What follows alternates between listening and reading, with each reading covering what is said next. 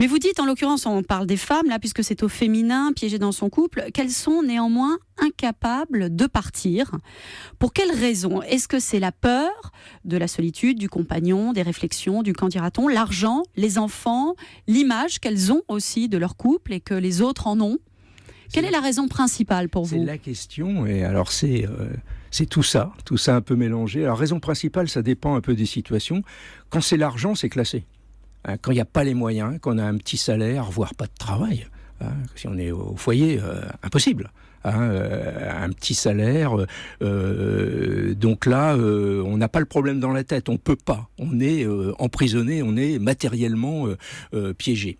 Les enfants aussi, quand les enfants sont en bas âge, on se dit c'est pas possible, c'est eux qui passent avant tout, le couple je m'en fous, ma souffrance je m'en fous, c'est l'amour pour les enfants qui compte. Et là, alors là c'est une litanie.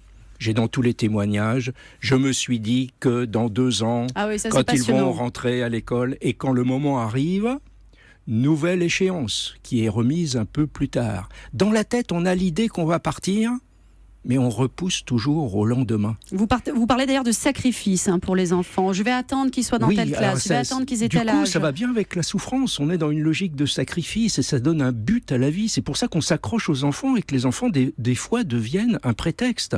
Il y a ce témoignage dans le livre de cette femme qui a réussi à partir et sa fille, désormais majeure, qui vient lui dire qu'elle aurait bien aimé qu'elle parte bien avant parce que la vie dans la famille, l'ambiance était vraiment atroce, abominable. Et pour elle, du coup, a posteriori, tout s'effondre. Pourquoi n'est-elle pas partie plus tôt ? Et d'ailleurs, toutes ces femmes revisitent leur parcours et se disent « Ah mais oui, là, j'aurais dû partir.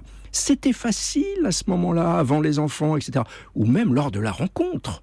Des fois, la rencontre un petit peu trop rapide, pas trop amoureuse, mais bon, tout le monde le trouve bien, etc. Puis on va être tranquille, on va être casé, etc. Donc il y avait eu toute une série de moments comme ça. Sinon, dans les raisons, il y a aussi l'amour, tout simplement, quoi. Oui, on s'est engagé. Et puis c'est pas rien un engagement, quoi. Entrer en couple, il n'y a pas que le décor qui change, il y a toute la personne, on devient quelqu'un d'autre, tout change en soi. On construit tout un univers, tout un monde, à deux, puis avec la famille. Mettre une croix sur tout ça, c'est devenir quoi ? Après le départ, il faut se reconstruire, il faut trouver le nouveau soi qu'on va être, dans quelles conditions, ça fait peur, cette chose-là. Puis l'amour, c'est des fois aussi la souffrance de l'autre que l'on le voit.